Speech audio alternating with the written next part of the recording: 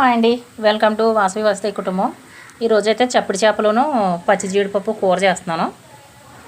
ఇది చప్పటి చేపలు మొత్తం అన్నీ పైన స్కిన్ తీసేసి ముళ్ళులు అవి తీసేసి అంతా క్లీన్ చేసి పెట్టేసుకున్నాను. ఇదిగోండి చప్పటి చేపలు, అవి ఆర్చిన చేపలు అనమాట. చప్పటి చేపలు అంటేనే ఎండు చేపలు కూడా కాదు.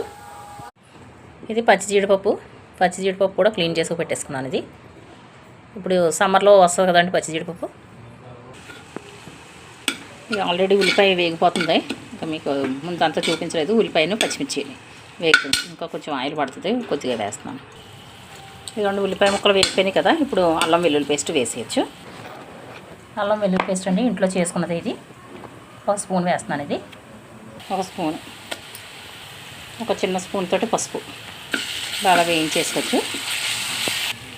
కారం,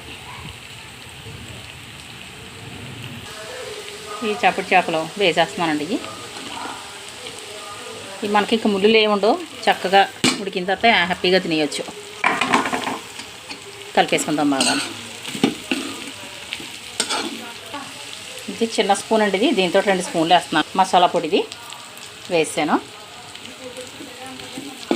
వాటర్ పోసేస్తున్నానండి.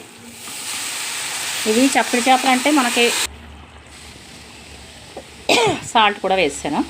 ఇది మనకి ఇందులో ఉప్పు ఉండదండి. మనం కావాల్సినంత ఉప్పు వేసుకోవాలి. మామూలుగా ఉప్పు చేపలకైతే ఎండు చేపలకైతే ఉప్పు ఉంటుంది. ఇది చప్పటి చేపలు పొగ మీద ఆరుస్తారనమాట. ఇది కూర ఉడుకుతుంది కదండి. ఇప్పుడు ఈ పచ్చి జీడిపప్పు వేసేద్దాం. ఉడికేటప్పుడు వేసేసుకోవచ్చు చెప్తాను.